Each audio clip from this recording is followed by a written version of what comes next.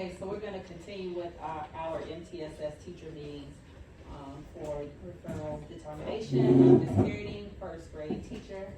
Ms. Hopkins, first grade teacher. Ms. Roy, assistant principal. Rhonda Parks Jackson, interventionist. Jean Harmon, diverse learner instructor for grades K to 3.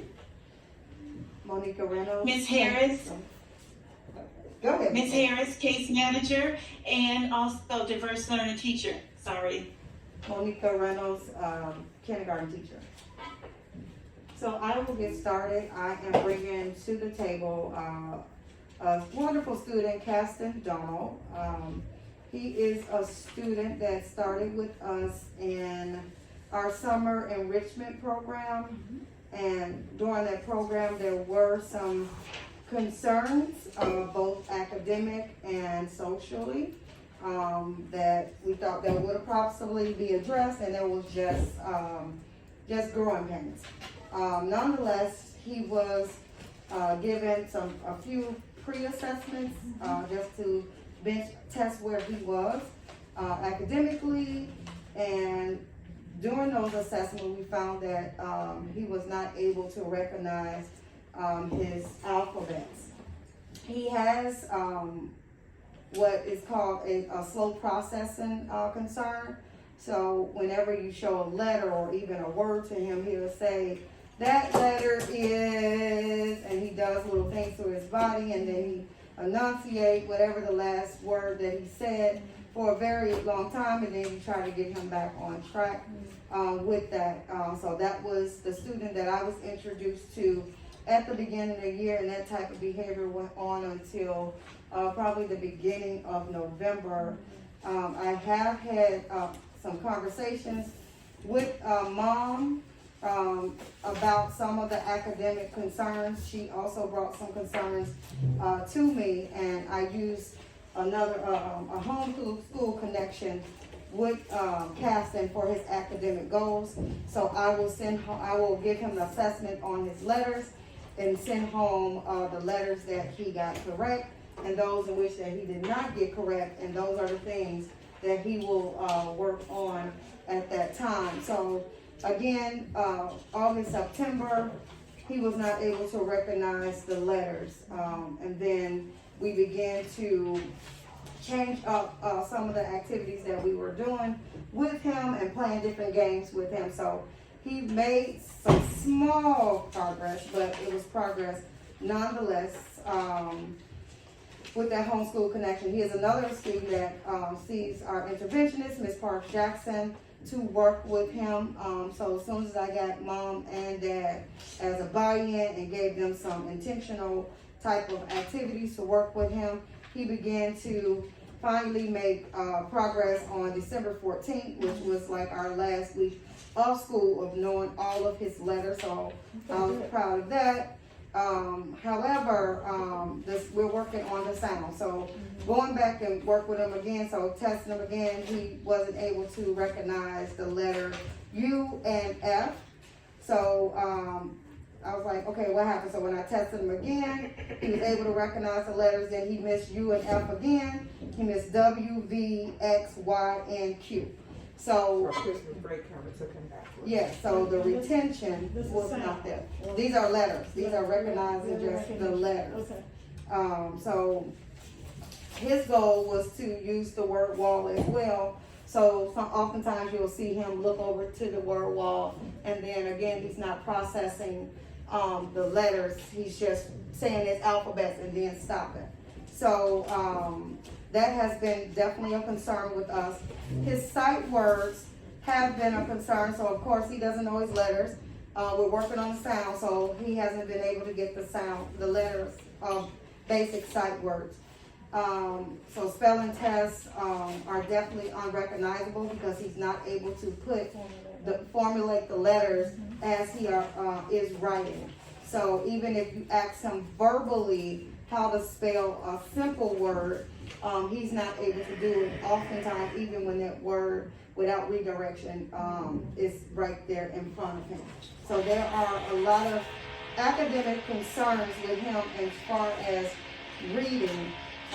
His performance assessments, they were very low, so his, it would be almost insufficient response. And then if you ask him what does it verbally mean when you pull him to the table, he's not able to remember what the book was about. So you would not get a true verbal response from him. So it will be definitely off topic. There is a couple things, like if you're asking him to write different things or draw out, it's not translating from what the book is to what is actually happening. So one of the sheets that I have will be something just like circles. So those his reading behaviors. Math is a little bit different, as Mom stated. Well, I'll wait for a second. I'll see if the interventionist would like to give us her synopsis on reading before I move to math. Absolutely. Okay, so as far as reading is concerned, yes, I kind of piggyback on everything you were saying. When I first started with Caston, I think I started with him in October, November-ish. Most definitely not recognizing letters, so I would do a lot of the kind of piggybacking on what Ms. Reynolds was doing, the cards and things like that, of the letters that he did not know. We would kind of skill and drill those. We moved on to Elkonin before Christmas break. We were actually getting somewhere with that. This week we're struggling. I had to kind of have a conversation with him because he was kind of, I want to say, picking on another student, and I'm just like, am I mean to you? You need to not be mean to him, that kind of thing. And he was like, no, you're not. I said, so I need you to be kind to him, because he was kind of just messing with the other student instead of focusing on the task that I was giving him. So it's kind of hard. I think that kind of goes back when I heard her say that he's kind of going backwards this week after break. I can see the same thing even when I'm pulling him. So, because there was some progress being made before break. So some regression has. There has most definitely been some regression, and I'm pretty sure, just an assumption, they probably really did let him break at home. He didn't probably go over the skills and things like he was doing before. Yeah, going on to reading A to Z and things that will help him increase and bridge some of those academic gaps that he had. So reading is definitely a challenge for him. Writing is things that you cannot, it's unrecognizable if you were to try to see letter sounds. Like I will have him write his name. At this point, we can write our name, our date, and copy our full name and our date, because it's right there on the board, and he's not able to do it or have to be redirected several times to do so. A lot of his papers only have his first name, and then it'll put his last name and the date, although that has been shown to him and modeled for him several different times. And notice that some of the letters are not only backwards, but they're upside down. Mhm. And that's rare, upside down letters. And so I can say that for me, being with him this past summer, that's pretty much where he was this summer. So I would say some growth, but limited growth. And so if I may take you back to redirection, how often would you say he needs to be redirected throughout the day? So I'm gonna get to that in one second. I just wanna So you're gonna move on to behavior later. Yeah, we're gonna move on to his behavior in 1 second. There aren't any math concerns. However, I would say, as far as his concerns, it's the redirection piece. So he has to have someone there in order to redirect him or keep him back on task, or we will lose him within the lesson, where his mind will go and wander somewhere. I did speak with I think it's she's a social worker, I'm not sure exactly her name, she is new to us. Miss Caston.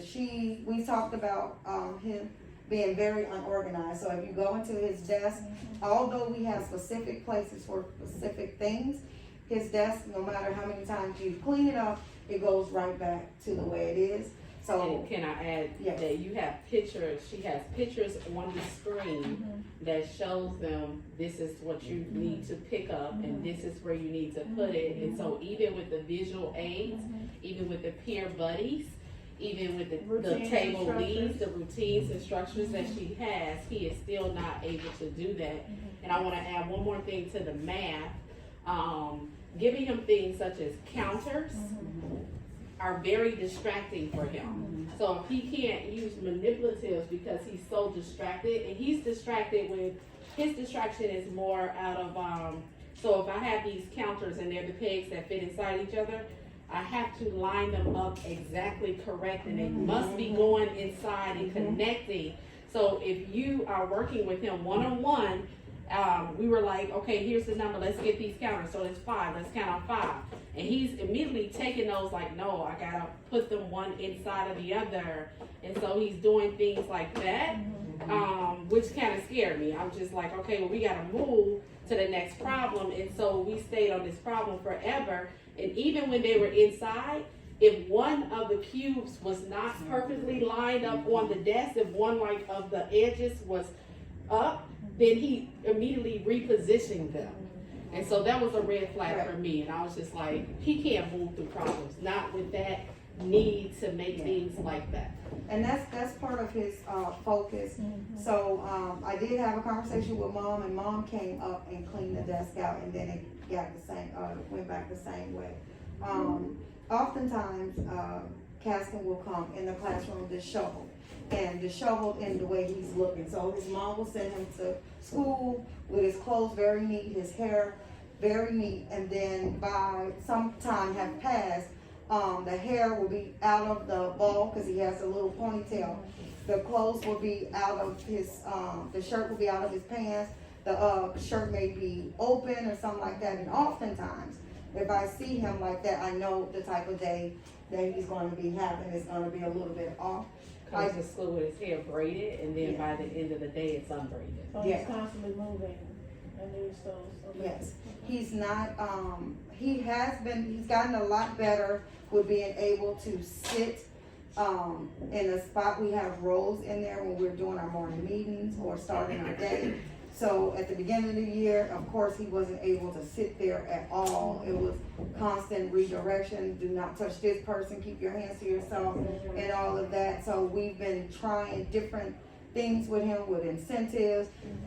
He has this thing now that he wants to give me a hug in the morning time, so we will try to work on that where he gives me a hug to try to get him to redirect him. But it's only for a small amount of time that behavior will continue. So he needs very short-term goals when it comes to his behavior. You also give the students roles and responsibilities in the classroom. Yes. Has he been assigned a role, and how has he done with that role if he did? So his role was, he was the calendar specialist, and what the calendar specialist does, that's the first job in the morning. He comes in, like I said, he's really good with numbers, so I was, trying to bank on that. So he will go and get the number and put it on the calendar. So today is the 12, he'll look for the 12 and put it on the calendar. But however, if he's starting off with a bad day, another student will have to do that job or get him to say, hey, you gotta do your job. And then he's pulling his clothes up or whatever to go get it. And then the other person will just do it because he's not in that mind space to get that done at that time. So he is very easily distracted. I know one thing that benefits for him is one-on-one. And we know that in a class setting that is not something that can happen all the time. So I think But that even with the one-on-one, he's still not progressing, Yeah. and you're still not seeing success. yeah. That he could, like, even after you help him and you show him, he's still not able to do one of those problems on his own. Yes. Right. Yes. If he's with an aide one-on-one or somebody one-on-one behaviorally, is he better?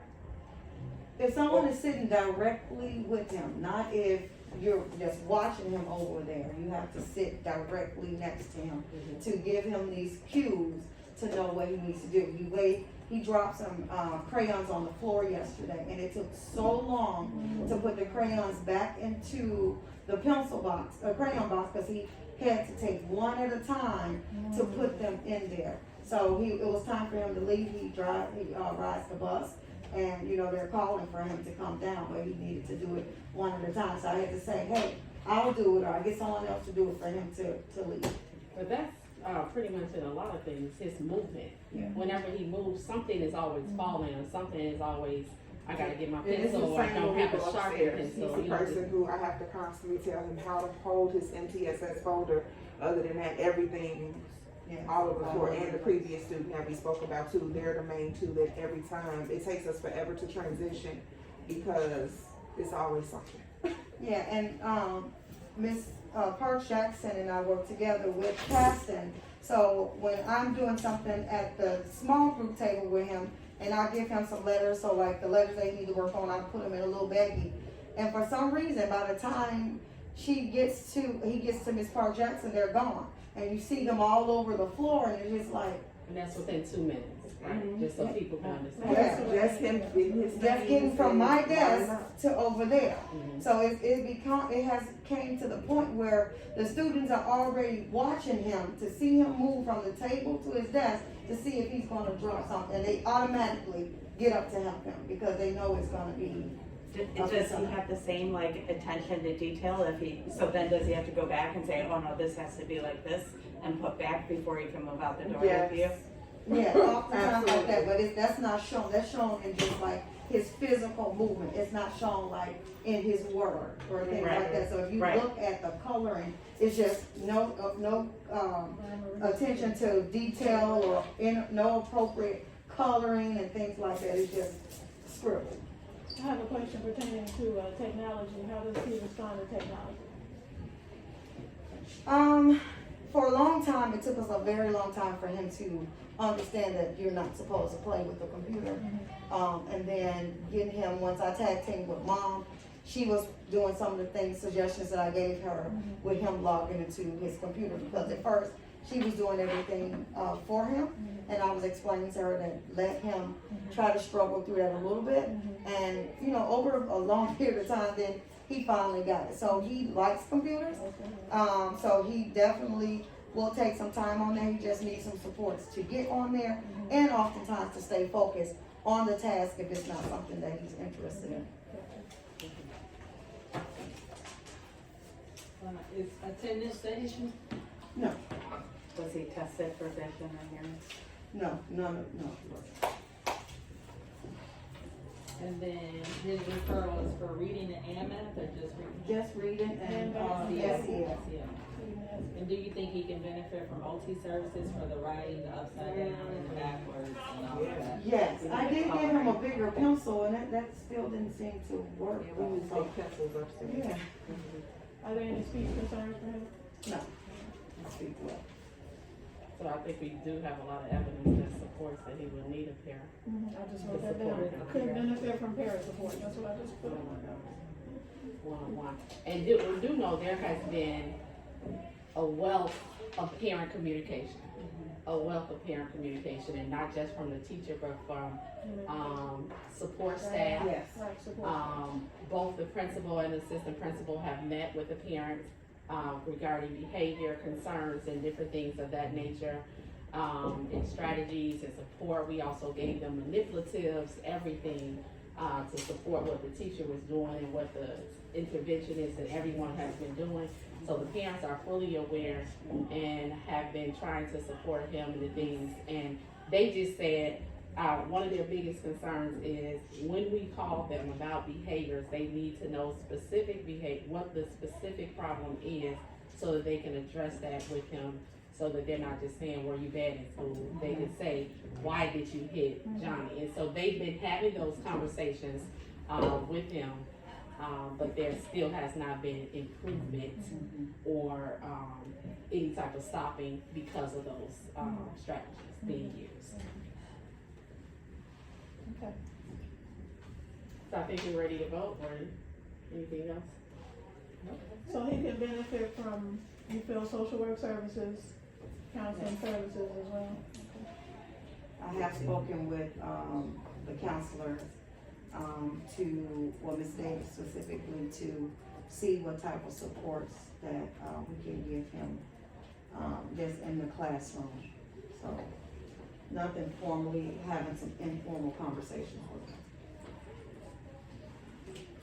Yes, and I was thinking that a referral for this student would be good because it sounds like this is a student that has many different issues so maybe a full evaluation could really allow us to hone in on exactly what is going on with the student. Because when you were describing the way the student writes, writing letters upside down, I was thinking, yes, that could be something for occupational therapy, or it could be dyslexia, which is something for the psychologist. So I just think maybe an evaluation would allow us to get more information on this student.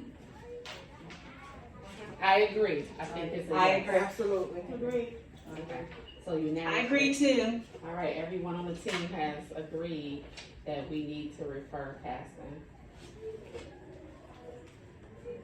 All right, thank you so much for your services.